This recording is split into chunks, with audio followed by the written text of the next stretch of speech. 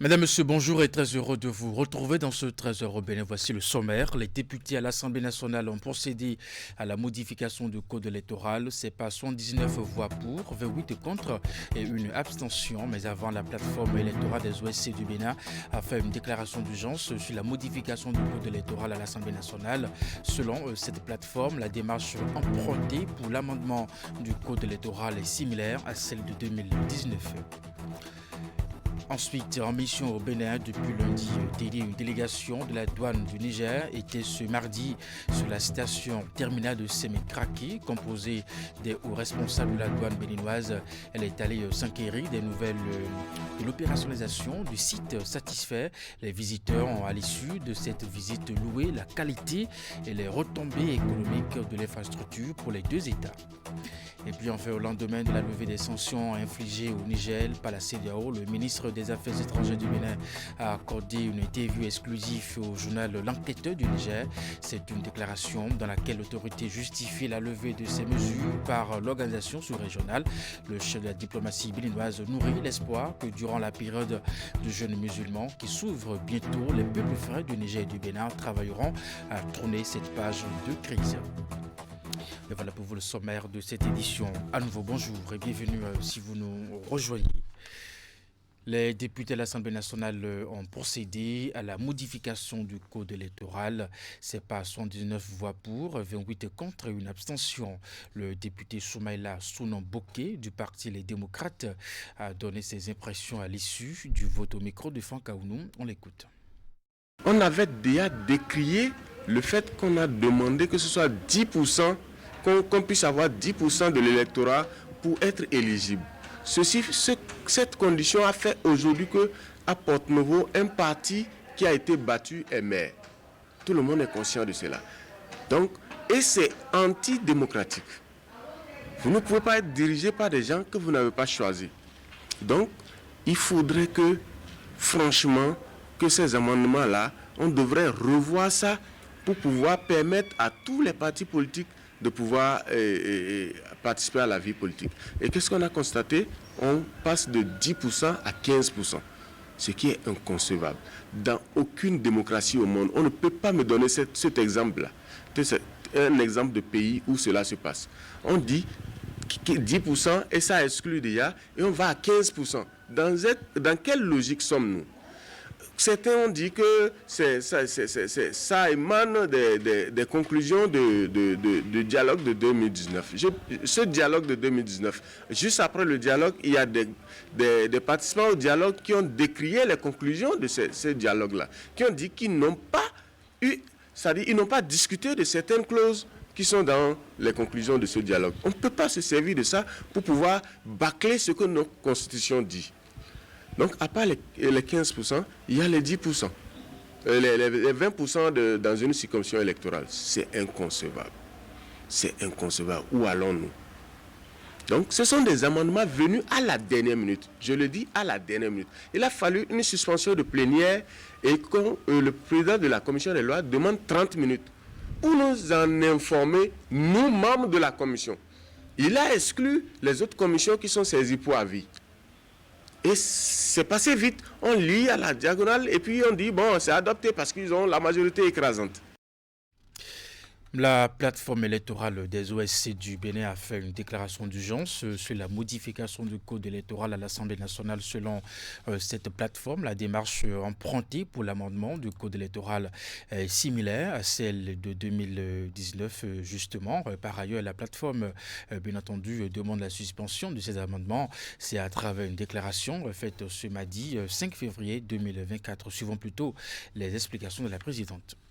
Dans sa déclaration du 22 février 2024, la plateforme électorale des organisations de la société civile, coordonnée par ONEP Bénin, invitait les acteurs habilités, notamment les députés de l'Assemblée nationale, à privilégier l'inclusivité dans la démarche d'amendement du code électoral pour une stabilité de la loi.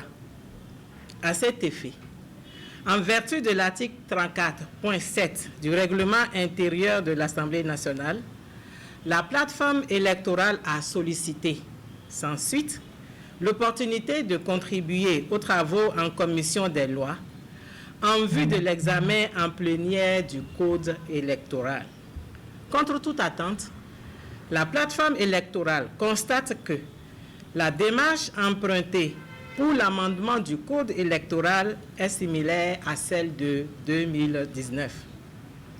Pire, des retours obtenus par voie de presse informent de ce que la proposition en cours d'approbation en plénière comporte des dispositions de durcissement de la loi électorale qui portaient déjà des gemmes d'exclusion et de conflit dénoncés par tous les acteurs.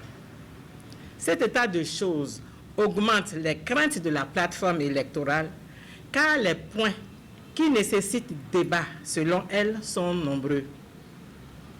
En ce qui concerne, par exemple, les élus qui doivent parrainer, s'il est vrai que les élus parlementaires et communaux dont les mandats seraient échus début 2026 seraient peu légitimes à parrainer les futurs candidats à la présidentielle 2026, il est d'autant plus vrai que de nouveaux élus communaux de 2026, encore dans les liens de contentieux électoral, soient peu légitimes pour parrainer.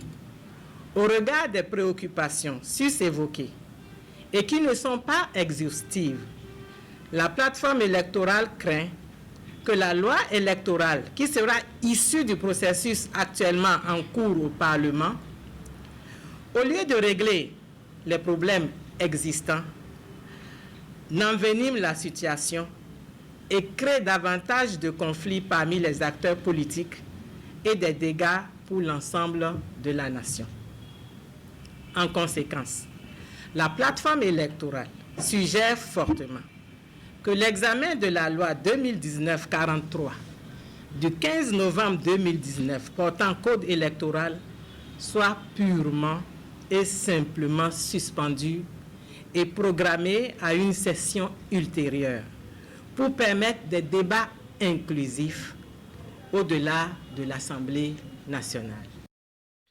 Et c'est une déclaration lue juste avant la modification du code électoral dans la soirée d'hier. En mission au Bénin, depuis lundi dernier, une délégation de la douane du Niger était ce mardi sur la station terminale de Sémé-Kraké, composée des hauts responsables de la douane béninoise. Elle est allée s'enquérir des nouvelles de l'opérationnalisation du site satisfait. Les visiteurs ont, à l'issue de cette visite, loué la qualité et les retombées économiques de l'infrastructure pour les deux États. Voici les détails. C'est dans cette salle de refuge que démarre la visite de la délégation de la douane nigérienne sur la station terminale de Sémé-Kraké. À cette étape, les visiteurs ont été entretenus sur les différentes règles de sécurité à observer sur le site en vue du bon déroulement de la visite.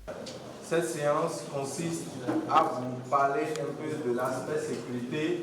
Quelques minutes après ces échanges, les voici déjà dans la salle d'opération et de contrôle de la plateforme. Ici et à toutes les étapes de la visite, ils ont été longuement informés sur les objectifs du projet de pipeline Export Niger-Bénin, les caractéristiques de la station terminale de Sémé-Kraké et le fonctionnement du joyau. Une infrastructure dont la qualité et les retombées économiques pour les deux États sont ici louées par les visiteurs. Il y a eu suffisamment de littérature sur ce joyau. Il s'agit quand même de l'énergie, il s'agit du pétrole, il s'agit du gaz. C'est essentiel dans le développement d'une nation en termes de revenus, en termes de fiscalité, en termes de fret. Vous-même, vous voyez la qualité, l'ampleur du joyau que nous avons ici. C'est révélateur de la bonne entente entre les deux peuples. On entend parler, mais lorsqu'on vient sur le site, on fait le constat que c'est un joyau qui est véritablement important pour le développement des deux nations. Il faut venir pour voir, et nous sommes venus voir, et véritablement on a l'impression que quelque chose se fait durablement pour le développement de nos peuples. D'une longueur totale de 1980 km, dont 675 sur le territoire béninois, ce système de transport par canalisation sert à évacuer le pétrole brut produit au Niger vers le marché international via le territoire national. La visite a permis à la délégation douanière béninoise de revenir sur son implication dans le fonctionnement de la plateforme. Nous, au niveau par exemple des douanes béninoises, tout est fait prêt. Nous avons déjà mis en place une procédure. Il y a les formations qui ont déjà été effectuées. Nous avons déjà eu beaucoup de réunions avec WAFCO et autres. Sur ce plan aujourd'hui, même dans les minutes qui suivent, si on claque les doigts pour dire est-ce que la douane béninoise est prête, je vous dirais que nous, au niveau de la douane béninoise, conformément aux autorités, nous sommes prêts et il y a des facilités qui ont été mises en place pour que le travail soit bien fait entre nos deux États. Cette visite est l'une des activités au programme de la mission d'une semaine qu'a entamée la délégation de la douane nigérienne au Bénin depuis ce lundi. Et puis au lendemain de la levée des sanctions infligées au Niger par la CEDEAO, le ministre des Affaires étrangères du Bénin a accordé une interview exclusive au journal L'Enquêteur du Niger. C'est une déclaration dans laquelle l'autorité justifie la levée de ces mesures par l'organisation sous-régionale. Le chef de la diplomatie béninoise nourrit l'espoir que durant la période du jeûne musulman qui s'ouvre bientôt, les peuples frères du Niger et du Bénin travailleront à tourner cette page de crise. Voici un extrait de sa déclaration. Nous allons dans quelques jours entrer dans le mois sacré du Ramadan. C'est un mois important pour nos peuples, de part et d'autre de la frontière. C'est le mois de repentance, c'est le mois aussi du pardon, c'est le mois de la reconnexion, de la dévotion en fait.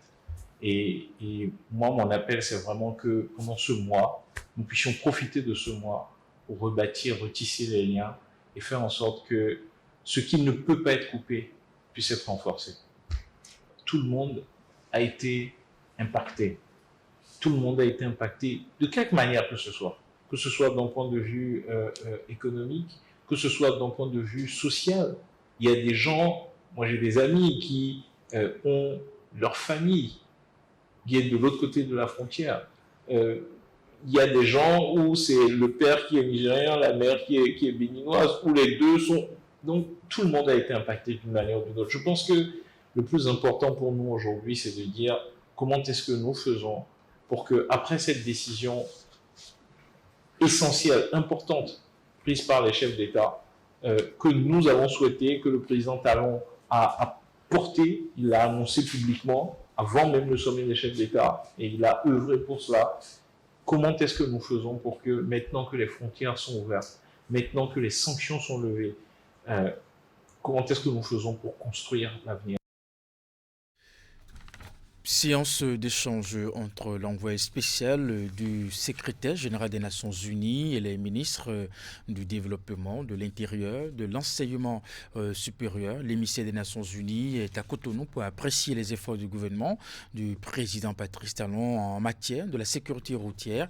Sur la base des statistiques présentées sur place, le Bénin a fait d'énormes progrès dans la réduction des accidents de la route grâce à ces réformes. Le gouvernement a été donc félicité et encouragé à poursuivre ces actions pour mieux protéger les citoyens. La séance s'est déroulée au cabinet du ministre d'État chargé du développement, de la coordination de l'action gouvernementale. Compte rendu. Le problème suivant, c'est une fois qu'il y a les casques, c'est s'assurer que ce soit de bons casques. Au cœur de cette séance d'échange entre 3 ministres du gouvernement et l'envoyé spécial du secrétaire général des Nations Unies, la question de la sécurité routière. Le dernier rapport de situation 2023 sur la sécurité routière dans le monde montre que depuis 2010, le nombre de décès dus aux accidents de la route a diminué de 5% pour se stabiliser à 1,19 million par an.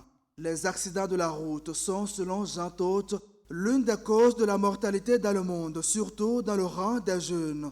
Pour inverser la tendance, plusieurs mesures doivent être prises selon l'Organisation mondiale. C'est l'éducation, l'application des lois, et ça j'insiste, c'est très important, parce que s'il n'y a pas d'application des lois, je parle devant le ministre de l'Intérieur, eh bien, on ne peut pas faire grand-chose. Donc il faut ce qui s'appelle la peur du gendarme, c'est indispensable. Ensuite, la qualité des véhicules, la qualité des routes et la qualité des secours. Depuis quelques années, le gouvernement a fait de la réduction des accidents de la route l'une de ses priorités. Depuis le vendredi 1er mars 2024, la police républicaine a démarré la répression des infractions liées au non-respect du code de la route, à savoir l'excès de vitesse, le non-port de casque, les surcharges, le non-respect des couloirs de circulation.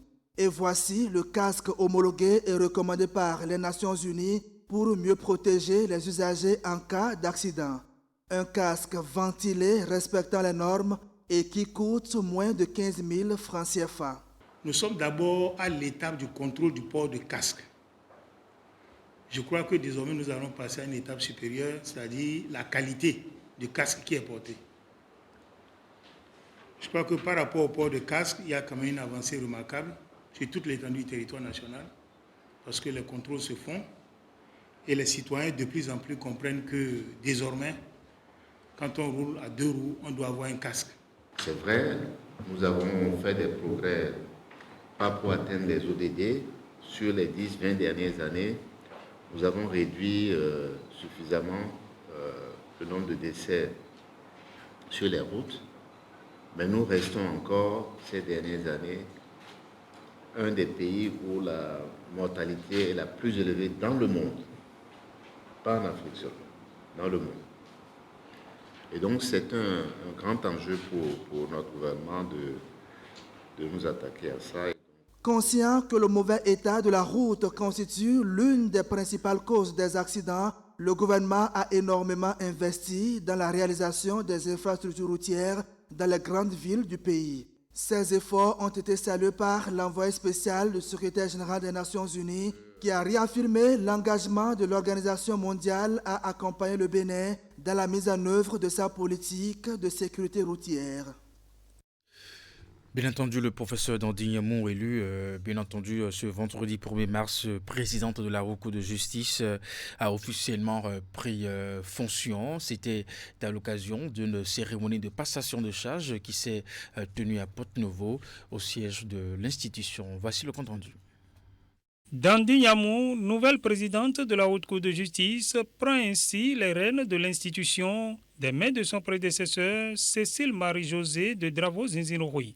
La Haute Cour de justice est compétente pour juger le président de la République et les membres de son gouvernement en cas de manquement à leurs devoirs. Madame la présidente de la Haute Cour de justice, je voudrais vous exprimer ici solennellement toutes mes félicitations pour votre brillante élection à la tête de la Haute Cour de justice. L'unanimité faite autour de votre personne ne traduit que trop cette renommée qui fait de vous une femme méritante et pétrie d'expérience, capable de relever maints défis dans le plus grand calme, la plus grande sérénité, le tout n'excluant point la fermeté quand les circonstances l'exigent. Dandy Nyamou a pris la mesure de la mission qui l'attend à la Haute Cour de justice, une institution qui malheureusement, depuis 34 ans qu'elle existe, n'a jamais eu du grain à moudre. La faute aux tests qui la gouvernent et qui rendent impossible son opérationnalisation. Distingués invités, mesdames et messieurs, je voudrais, avec l'ensemble des juges, questionner sans complexe notre place dans l'environnement institutionnel, notre capacité à rendre possible la fin du règne de l'impunité ou, à tout le moins, du sentiment d'impunité des plus hauts responsables de notre pays. Je sollicite pour cela le soutien de l'Assemblée nationale pour que le credo de chacun des députés, et particulièrement du président de l'Assemblée nationale, ici présent, pour la lutte contre l'impunité soit une réalité. C'est à l'Assemblée nationale que revient la mise en mouvement de l'action publique. C'est à l'Assemblée nationale qui revient le droit de poursuite. C'est elle qui autorise la mise en accusation. Et c'est encore elle qui peut porter et valider les réformes au sein de la Haute Cour de justice. Sans eux, sans vous, Monsieur le Président de l'Assemblée nationale, nous ne pouvons rien. À noter que la Haute Cour de justice est composée des membres de la Cour constitutionnelle, à l'exception de son président, de 6 députés élus par l'Assemblée nationale et du président de la Cour suprême. Parlons à présent de la grande rencontre des communautés Peul des départements du sud et du centre du pays. L'initiative fait suite à la tournée effectuée par le chargé de mission du président de la République auprès des éleveurs de bovins en vue de la vulgarisation du code pastoral et des décrets de mise en application y afférentes. À l'issue des échanges, plusieurs doléances ont été formulées afin de mettre fin aux conflits enregistrés entre éleveurs et puis agriculteurs dans leurs différentes localité de provenance. Y met Elena Moussou pour les détails. Des délégations de communautés Peul venues des 8 départements du sud et du centre du pays. Toutes prennent part ici à Dassa à une séance d'échange avec le chargé de mission du président de la République auprès des éleveurs de bovins. La rencontre a servi de cadre pour faire la synthèse de la tournée de vulgarisation du code pastoral ainsi que le décret portant modalités d'exercice de la veille pastorale au Bénin. Dassa constitue une commune où il y a assez de conflits entre les éleveurs et les agriculteurs. Mais j'espère qu'au décours de cette rencontre, des solutions pratiques seront retenues pour que l'année 2024, il y ait moins de conflits. Nous voyons tous qu'il y a l'obstruction des couloirs de passage des animaux, également l'obstruction des voies d'accès aux points d'eau ou d'abreuvement des animaux, qui engendre la divagation des troupeaux d'animaux lors de leur passage et par conséquent la destruction des cultures des agriculteurs.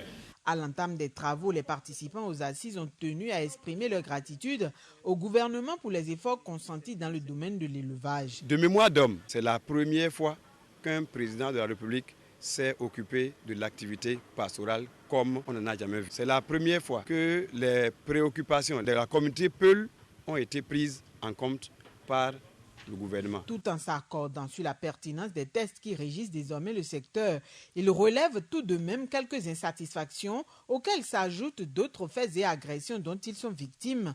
Saisissant l'opportunité de ces échanges, ils ont exprimé leurs inquiétudes et formulé certaines doléances. La rélecture du décret numéro 2023-303 du 7 juin 2023 portant modalité de la veille pastorale tenant compte des préoccupations des éleveurs pour une meilleure cohabitation sociale. L'application effective du décret numéro 2023-344 du 31 août 2023 interdisant les déguerpissements des éleveurs. Réviser les procédures d'obtention du certificat national de transhumance en impliquant les organisations professionnelles d'éleveurs. Faciliter la procédure d'obtention des ADC par les éleveurs en tant que propriétaires terriens. Prendre en compte l'élevage dans les schémas directeurs d'aménagement des communes. La cohésion, c'est la meilleure solution, qu'on puisse s'entendre.